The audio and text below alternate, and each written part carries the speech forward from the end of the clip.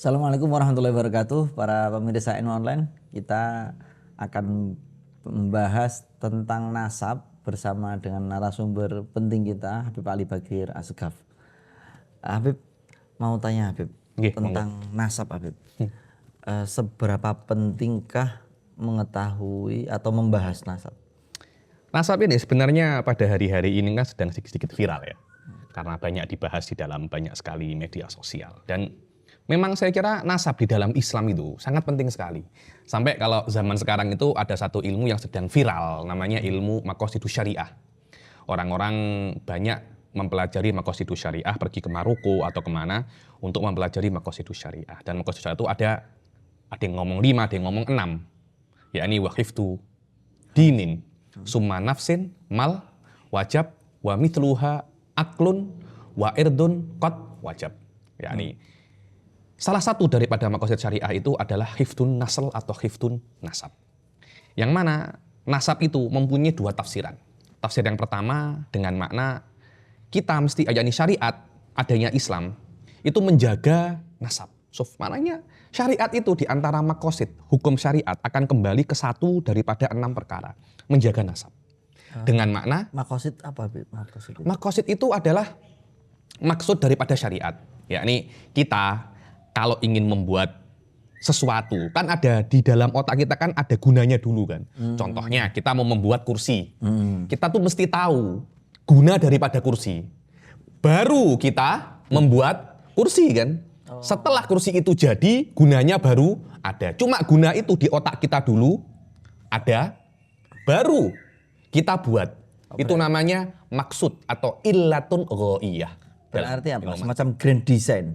Bukan grand design, tapi maksud daripada syariat. Contohnya maksud daripada zakat agar harta itu tidak melulu kepada orang kaya. Itu namanya maksud daripada zakat. Maksud daripada puasa agar kita tahu penderitaan orang miskin yang selalu lapar. Itu maksud daripada puasa. Tidak tahu di dalam, saya kira itu bahasa Indonesia mungkin. Maksud daripada syariat. Yakni Allah menurunkan syariat ini untuk apa? Itu namanya maqasidus syariah. Secara umum maqasidus syariah terbagi menjadi 5 atau 6. Ada yang mengatakan 5, ada yang mengatakan 6. Salah satunya adalah hifdun nasl. Yang para ulama juga mengartikan sebagai hifdun nasab. Maknanya adanya syariat Islam itu untuk menjaga keturunan. Apa makna keturunan? Ada 2 makna. Manusia harus selalu beranak pinak. Syariat ini untuk menjaga sustainable manusia untuk terus beranak pinak. Kenapa? Karena di antara maksud adanya manusia di dunia ini imaratul ard, untuk memakmurkan dunia. Lah kalau manusia tidak beranak pinak, tiba-tiba semuanya mati. Terus piye? Yang memakmurkan dunia ini sopo? Masa hewan-hewan saja. Itu kan kita melihat Jepang sekarang kan mengalami penurunan populasi. Betul, kan? Iya. Kenapa? Ya karena tidak mengamalkan maqasidus syariah yaitu hifdun nasl. Makna yang kedua daripada hifdun nasl adalah hifdun nasab. Apa itu nasab? Intisabu syaksin ila syaksin akhar. Ada sebuah nisbah, keterikatan antara satu orang ke orang yang lain. Itu namanya nasab. Contohnya nama saya Ali Zainal Abidin bin Muhammad Bagir. Itu namanya nasab. Bin Muhammad Bagir. Saya bernisbah sebagai anak daripada Muhammad Bagir. Itu namanya nasab. Dan ini dijaga oleh syariat. Dijaga. Syariat Islam. Maknanya di antara maksud adanya syariat Islam menjaga ini. Dari sini Anda kan bisa untuk memahami kan bagaimana pentingnya nasab. Bahkan di dalam syariat dibuat oleh Allah, diturunkan beberapa syariat untuk menjaga subutnya nasab dan jangan sampai nasab itu ternafikan. Dijaga itu. Apa itu? Pertama, karena nasab itu sangat penting. Untuk apa adanya nasab itu? Nasab itu ada. Yang paling penting bukan hanya sebuah nisbat saja. Oh, aku ki anaknya Muhammad Bagir. Bukan itu.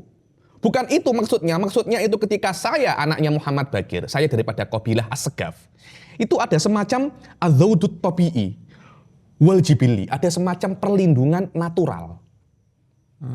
Jadi kalau Anda disakiti, nanti keluarga Anda yang maju kan.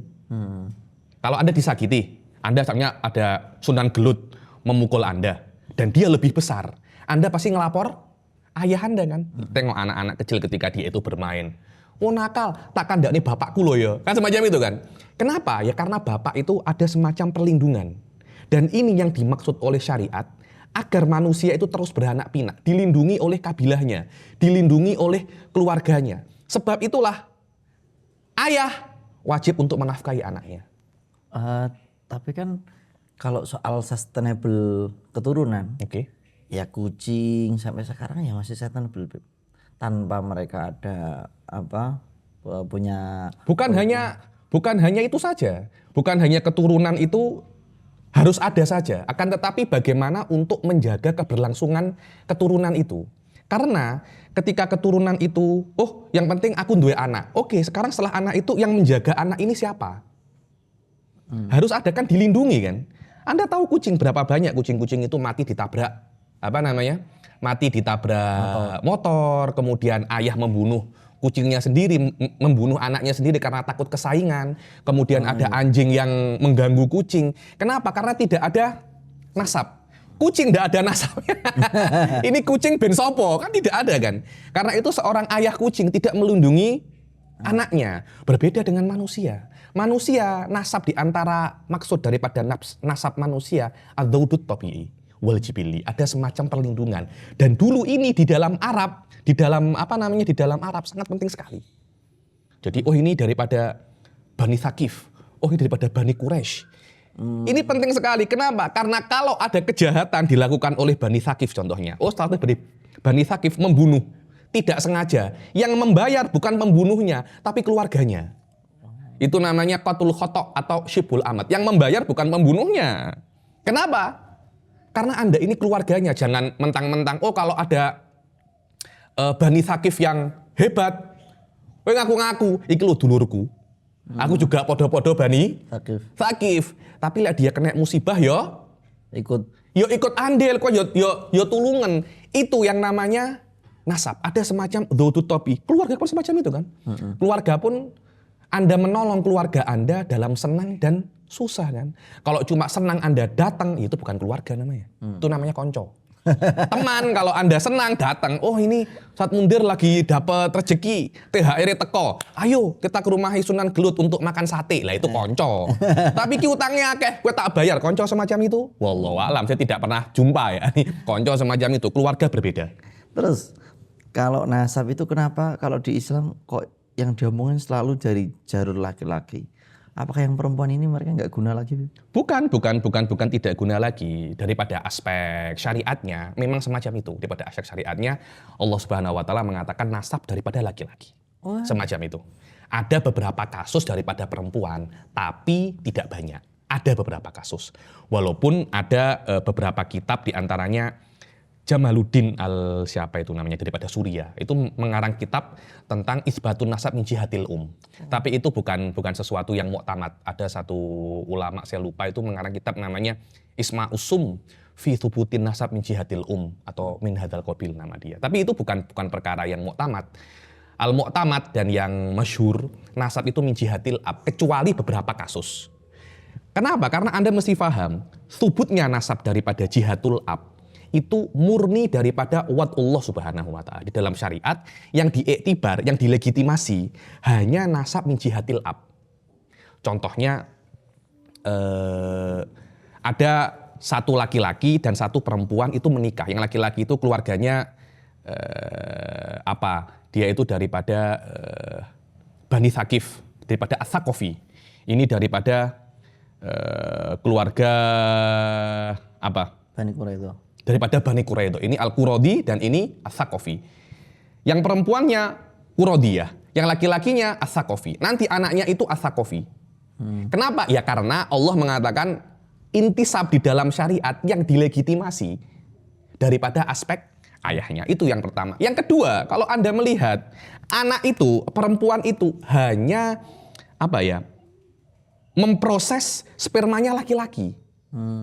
Memproses spermanya laki-laki. Jadi mayoritas anak itu daripada spermanya laki-laki.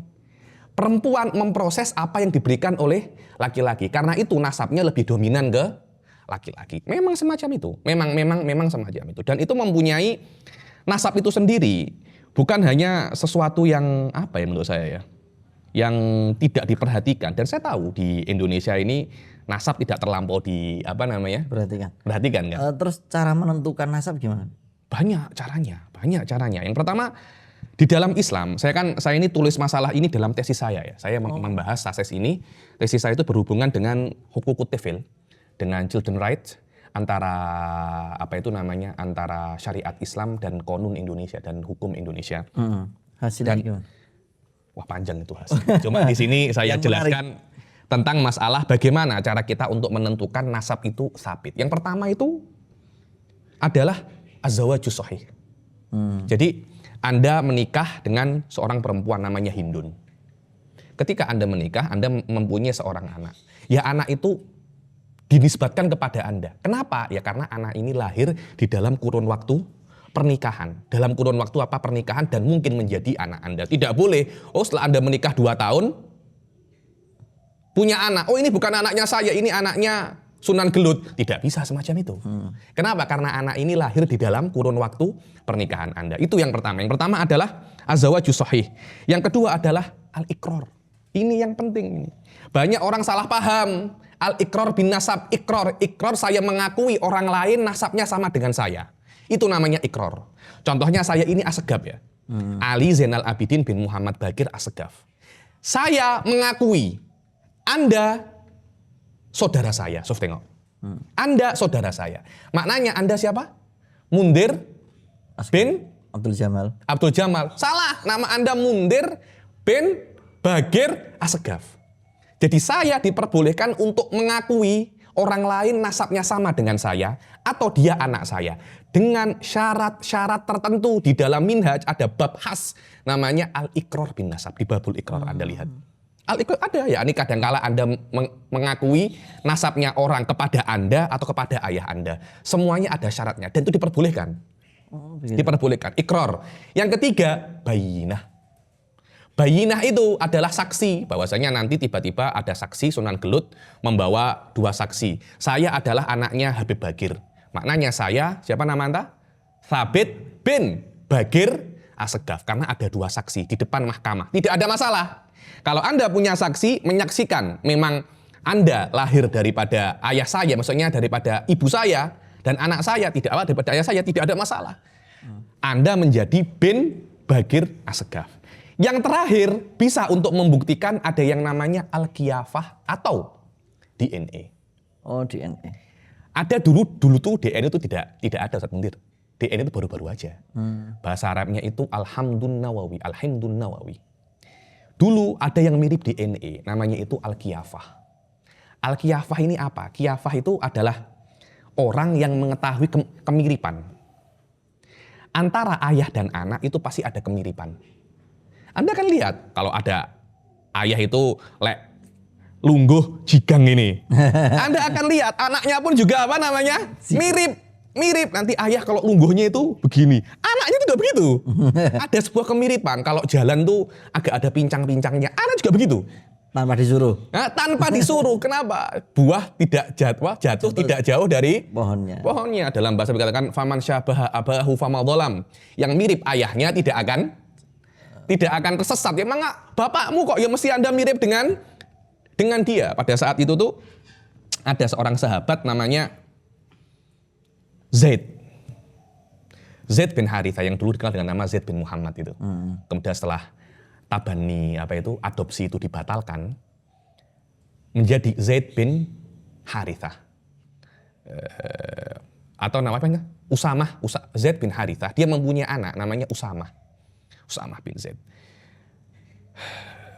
Antara 2 anak ini warna kulit itu beda. Satunya ireng, satunya putih. Loh kok ini ireng, kok ini putih? Orang-orang munafikun ketika di Madinah kesempatan kita boleh hantam Rasul Shallallahu Alaihi Wasallam daripada aspek ini. Wah ini loh sahabatnya Nabi anak zina. Sof tengok anak zina. Loh kok iso? Iya. Karena apa namanya? Satu hitam, satu putih. Dan hal itu menyakiti Rasul. Kok ada kan Zaid bin Harithah ini kan anak angkat seperti sama. Ada hubungan khusus antara dia dan Nabi. Yakni Nabi itu sayang dengan dia. kok anaknya dituduh semacam itu. Akhirnya Rasulullah SAW memanggil satu orang namanya Mujazziz al-Mudliji, yang ketika itu Bani Mudlij terkenal sebagai orang ahli kiafah. Orang ahli kiafah. Akhirnya bagaimana caranya? Usamah dan Zaid dan anaknya ini ditutupi selimut. Tinggal kakinya saja, kaki putih dan kaki hitam. Tidak ada yang tahu ini apa. Tidak tahu ini apa dan tidak tahu ini siapa. Dipanggillah Mujazziz. Piye menurutmu kaki ini? Katanya Mujazziz ini, wallahi hadhil arjul ba'duha min ba'd. Ba'duha min ba'd. Maknanya iki duluran iki katanya. Iki duluran. Nabi Muhammad seneng.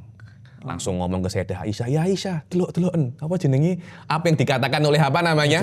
Mujazziz iku piye? Bahwasanya memang ada apa namanya? Ada kemiripan antara struktur dua kaki ini gitu loh. Ada dua kaki ini. Walaupun kulitnya ndak mirip, tapi strukturnya itu mirip. Di sini Rasulullah SAW mengakui bahwasanya kiafah itu bisa untuk thubutun nasab, dan itu ada babnya di Minhaj, namanya di Minhajut Thalibin, namanya babul kiafah. Terus begini, babul kiafah. Kalau sekarang zuriyah Rasul sekarang itu bisa nggak, mungkin nggak itu dites DNA untuk membuktikan karo ngopi iki. Rada medeni soalnya. Untuk membuktikan bahwa benar-benar itu keturunan Rasul. Cara menentukan DNA, kalau DNA itu kan ambil akarnya, terus sampel cabangnya kan begitu. Kita mesti paham dulu bahwasanya kiafah itu memang cara untuk thubutin nasab. Dan kiafah, jadi melihat kemiripan, itu tidak sekuat DNA. DNA sangat kuat sekali. Lebih kuat daripada kiafah. Akan tetapi, yang nomor 4 ini kan yang pertama kan zawaju sahih. Iqrar, kemudian syahadah. Bayinah atau syahadah. Sama saja, bayinah itu syahadah. Sama. Yang keempat adalah kiafah atau himdun nawawi atau DNA ini. Yang keempat ini adalah cara yang paling lemah daripada kaifiyatu thubutin nasab. Karena dia itu lemah, dia tidak bisa untuk digunakan untuk thubutin nasab kecuali fi halatin khosoh. Dalam konteks-konteks tertentu. Kapan itu? Jika tidak diketahui nasabnya ini siapa. Contohnya ada Sunan Gelut ini, Syekh Sabit Abil Fadl. Kita tidak mengetahui dia nasabnya siapa. Bin siapa kita tidak tahu. Dan itu masih masih kecil. Kemudian ada orang yang mengklaim Sabit adalah anak saya. Oh, ini adalah anak saya. Ketika itu ada 2 orang yang mengklaim bahwasanya Sabit itu anaknya, satunya Abdul Khalik, satunya Abdul Jabbar. Lah ini saling mengklaim. Ini Sabit bin Abdul Khalik atau Sabit bin Abdul Jabbar dalam konteks ya. Kita tidak tahu siapa ayahnya. Kalau sudah tahu ayahnya siapa loh, Sabit ini bin Hasan kok. Kemudian ada 2 orang mengklaim ini adalah anak saya, tidak boleh. Apa guys teman dia kok sampai diklaim-klaim banyak orang itu? Kita tanya, mungkin dia penjual Maduna gitu. Ketika orang itu nasabnya sudah ma'ruf, tidak boleh Anda menggunakan ini untuk mengganti nasab Anda. Jadi nasab Anda ada bin siapa? Abdul Jamal. Bin Abdul Jamal. Nasab ayah Anda sudah tahu, sudah ma'ruf Abdul Jamal. Semua orang tahu Anda itu Mundir bin Abdul Jamal. Bin Abdul Jamal. Anda iseng-iseng tes DNA kepada saya. Subhanallah, matching. Matching. Ini 100% sama. 100% sama. Apakah boleh Anda bertukar daripada bin Abdul Jamal menjadi bin Muhammad Bakir Assegaf? Apakah boleh semacam itu? Tidak boleh. Kenapa? Karena ada sesuatu yang lebih kuat. Apa? Zawaju sahih. Ada pernikahan yang sahih disaksikan oleh banyak orang.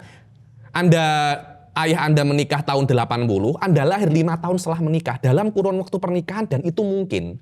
Ketika seorang anak lahir di dalam di dalam zona pernikahan yang mungkin istri itu untuk mengandung anak dalam pernikahan, maka Anda nasab kepada suaminya, kepada suami perempuan tersebut. Walaupun dia tidak mau, aku mau duwe anak iki, itu urusanmu. Karena Anda sudah menikah dengan ibu saya, dan saya lahir di dalam kurun pernikahan itu. Saya adalah anak Anda, walaupun Anda tidak mengaku. walaupun Anda tidak mengakui. Itu yang namanya zawajus shahih, dan itu yang paling kuat. Tidak bisa dinafikan hanya dengan kiafah atau dengan DNA. Tiba-tiba loh, ada orang Qaif daripada Bani Mudlij mengatakan, wah, kok antara Sabit Abil Fadil sama Mundir kok ada kemiripan. Jangan-jangan imma Anda ini Mundir bin Sabit Abdul Jabbar atau Sabit bin Abdul Jamal, apa semacam itu. Tidak bisa.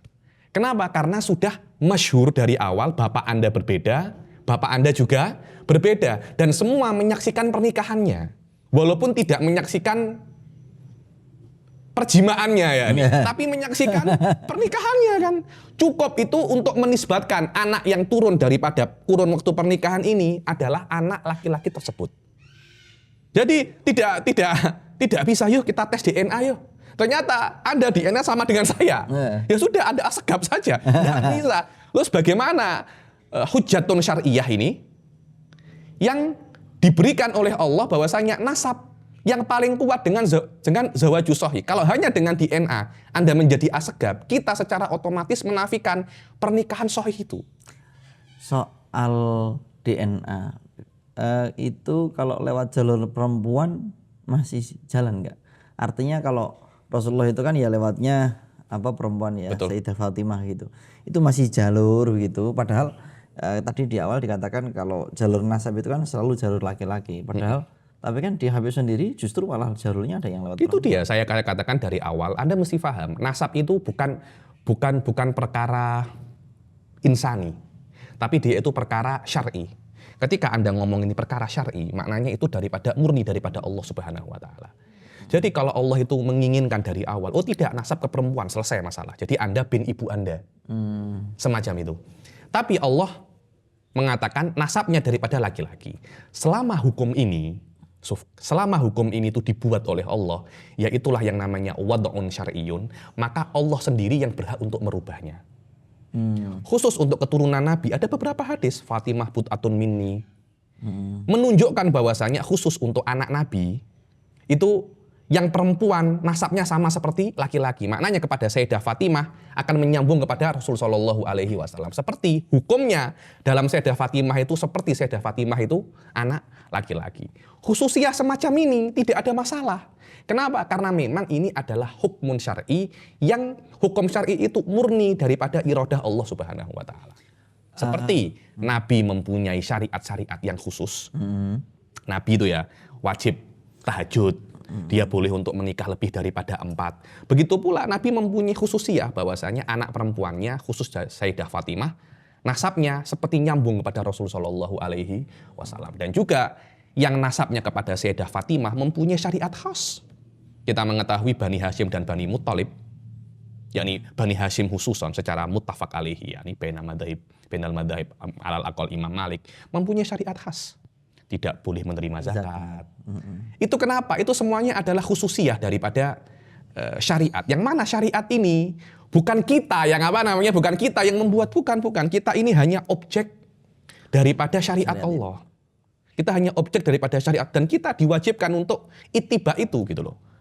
Terus kalau misalnya ada penemuan nasab, dulu itu kan banyak habaib yang konon mastur atau menyembunyikan diri di masa Belanda. Terus di masa berikutnya ada tokoh-tokoh penting yang, oh kamu ini, saya buka nasabnya kata oleh para ahli-ahli nasab yang kayak begitu. Kamu ini bin ini ila Rasulillah itu. Ini kan keluar dari 4 metodologi yang telah dijelaskan tadi.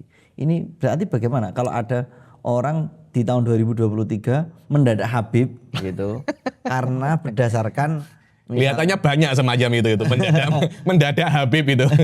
Bukan mendadak haji ya, mendadak Habib itu. Mungkin wallahu alam, saya kira kita mesti membedakan antara 2 perkara, antara tsubut wal isbat ya. Antara tsubut wal isbat. Tsubut itu fi nafsil amr. Isbat itu kepada orang lain. Jadi mungkin ada orang-orang itu Habib. Saya beri contoh, ini Sunan Gelut, Sabit Abil Fadil. Fi nafsil amr, mungkin dia itu Habib. Mungkin, saya tidak tahu ya. Mungkin dia itu Habib. Kenapa? Karena ini seorang soleh, Masya Allah, pengikutnya banyak. Mungkin dia Habib. Fi nafsil amr. Dilihat hidungnya juga panjang. Dilihat mancung, ini mungkin dia Habib. Tapi kita tidak boleh muamalatal Habib. Karena seorang Habib itu mempunyai hukum-hukum yang khas. Bukan kita yang menginginkan loh. Di dalam fikih Islam itu ada. Jadi dalam masalah kafaah, di dalam masalah zakat. Bahkan di dalam masalah politik itu pun ada. Dalam masalah politik itu ada. Hukum-hukum khas. Di dalam masalah humusul humus dulu di zaman syariat Islam masih ada. Perang. Apa? Harta Rampasan perang itu habaib mendapatkan bagian, bukan habaib ya, keturunan Rasul mendapatkan bagian, tidak mesti habaib ya. Habaib itu sebagian daripada keturunan Rasul. Maknanya ada beberapa kewajiban dan hak yang khusus bagi keturunan Rasul yang tidak ada bagi orang-orang yang lain. Dan itu adalah keinginan Allah untuk para keturunan Rasul. Kenapa? Itu kenatanya Allah Subhanahu wa taala langsung. Kita ini bukan menginginkan semacam itu. Ini adalah objek. Kita ini adalah objek hukum daripada Allah. Semacam itu. Di dalam masalah thubut, kita mungkin bisa untuk mengatakan, Kiai Fulan itu Habib. Keturunan Sunan Fulan itu Habib. Thabit Abil Fadil itu Habib. Fi nafsil amr. Tapi kita sebagai manusia tidak bisa untuk memberikan hukum-hukum yang khas bagi para keturunan, untuk para keturunan Rasul, untuk orang-orang yang tidak terbuktikan, tidak terbuktikan dengan jalan-jalan yang ilmiah. Tidak bisa. Tidak bisa. Dan ini adalah syariat Islam. Walaupun lewatnya mukasyafah. Tidak bisa. Mukasyafah tidak bisa dijadikan dalil. Saya mimpi ternyata Said Abil Fadil itu Asegab. Tidak bisa. Habib Sabit Abil Fadil Asegab. Tidak bisa. Kenapa? Saya mimpi kok, saya wali. Tidak bisa. Karena mimpi, saya kasyaf kok. Didelok kasyaf, ada lagi saya pernah dengali ambune iki ambu-ambu Habib iki.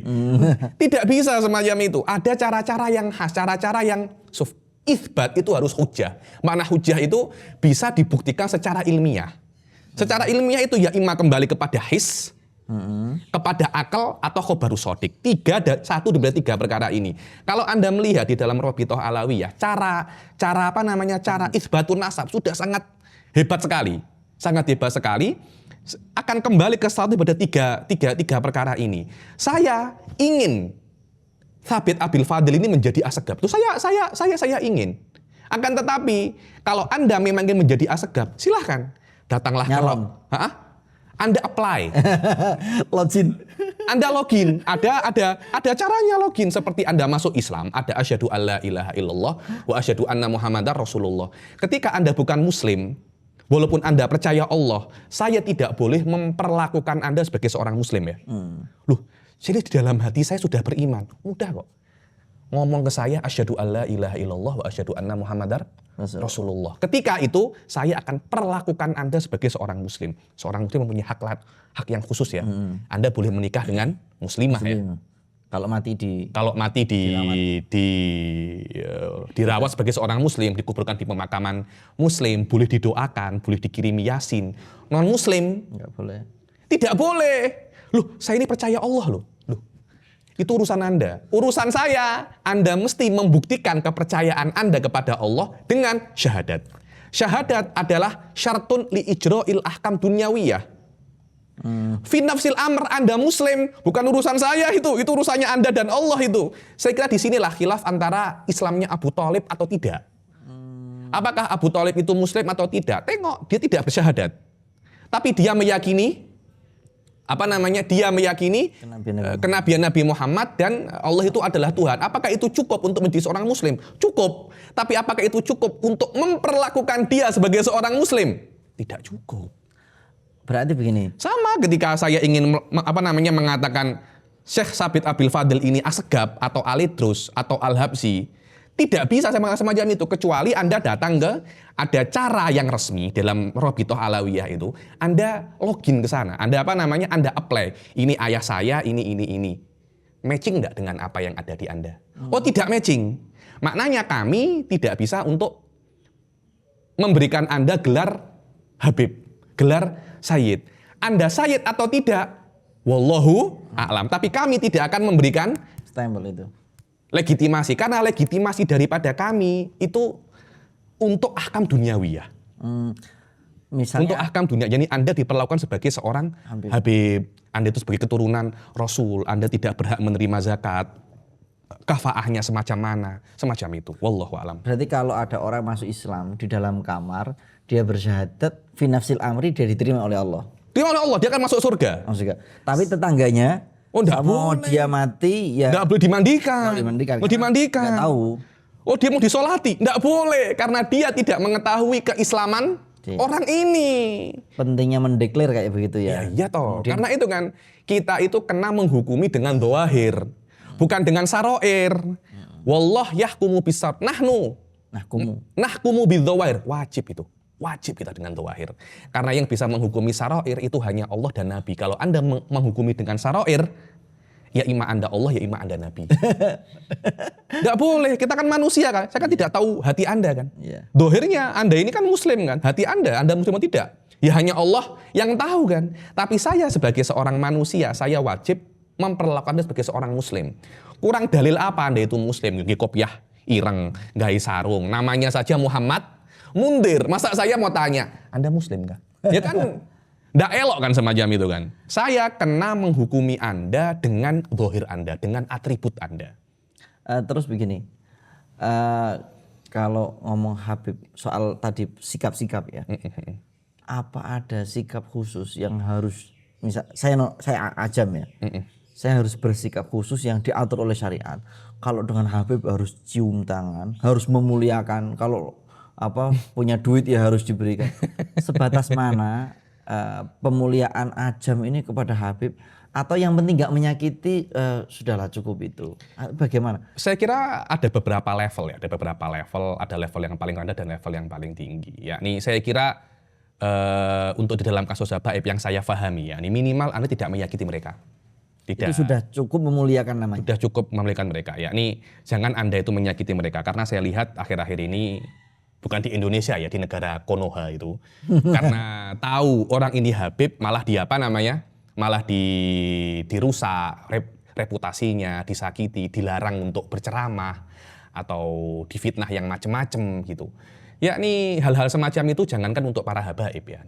Untuk orang biasa saja itu tidak boleh, apalagi untuk para habaib. Adapun daripada aspek, kita harus memberi uang pada habaib, saya kira itu tidak wajib itu. Anda ingin memberi, silahkan. Tidak ada masalah. Seperti Anda ingin memberi kawan Anda, adik Anda, tidak ada masalah. Seperti itulah Anda memberi kepada para habaib. Saya kira semacam itu. Tidak ada sesuatu yang Anda harus memberikan kewajiban, Anda wajib semacam ini, Anda harus memberi uang. Adapun cium tangan, wallahu alam, kalau Anda merasa bahwasanya ini adalah keturunan Rasul Shallallahu Alaihi Wasallam, ada darahnya Rasul, saya kira cium tangan sendiri itu di dalam iktikad Anda, ketika itu Anda beriktikad itu ada berkahnya, tidak ada masalah. Wajib tidak? Tidak ya. Artinya seumur tidak cium tangan tidak sampai level dosa. Tidak ada itu, tidak ada. Mana dalilnya, tidak ada itu. Kewajiban itu sudah wadih. Rukun Islam hanya 5, tidak ada rukun Islam yang harus mencium tangan para habaib. Tapi jangan-jangan itu menyakiti Habibnya. Aku Habib kok, kamu malah gak cium tangan saya. Itu yang salah Habibnya menurut saya. Oh bukan yang itu yang salah Habibnya ya. Ini mestinya diberi edukasi bahwasanya mencium tangan seseorang siapapun itu, bukan hanya Habib ya, mencium tangan siapapun tidak wajib. Itu hanyalah aspek menghormati, yakni menghormati tidak mesti dengan mencium tangan ya. Mungkin yang kalau wajib mencium tangan mungkin hanya wajib kepada orang tua dan guru saja.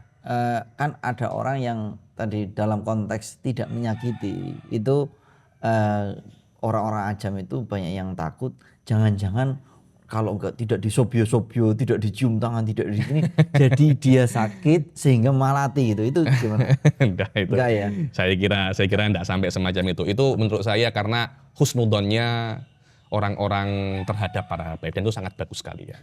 Karena Anda harus berpikir semacam ini ya. Kita kalau melihat orang yang berjasa besar terhadap kita, contohnya adalah Bung Karno, yang mana beliau terkenal sebagai proklamator Indonesia. Kita mesti menghormati jasanya.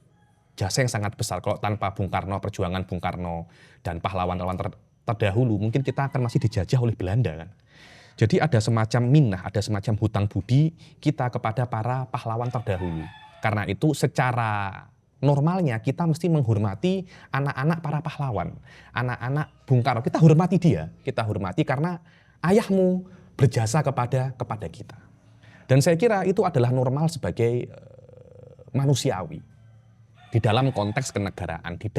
Padahal Bung Karno menyelamatkan kita daripada penjajahan Belanda. Sedangkan Rasul Shallallahu Alaihi Wasallam menyelamatkan kita daripada siksaan api neraka. Jadi tanpa Rasul kita mungkin sekarang masih akan menyembah bukan menyembah Allah. Kita tidak akan tahu siapa pencipta kita, bagaimana cara kita beribadah. Jadi Rasul pun mempunyai budi kepada kita. Kita ada semacam membalas budi kepada Rasul Shallallahu Alaihi Wasallam. Tapi Karena itu ada semacam iki anaknya Rasul. Kita kita mesti sedikit menghormati dia. Minimal jangan engkau sakiti, karena dalam sejarah itu ketua Rasul itu banyak disakiti. Sayyidina Husain, Sayyidina Hasan. Karena mungkin konflik-konflik politik ya. Dan Rasul sebelum meninggal pun juga sudah berwasiat bahwasanya anakku jogonen. Karena tahu nanti ini akan banyak disakiti, dijadikan objek untuk politik atau apa. Ya di negara Konoha pun kan juga sama kan, ketika sudah masuk pemilihan raya itu kan pasti politik itu pasti akan sudah mulai panas ya. Wallahu a'lam. terima kasih Habib penjelasannya tentang Boten bahaya nggih. Ya, insyaallah aman. Terima kasih para pemirsa. Assalamualaikum warahmatullahi wabarakatuh.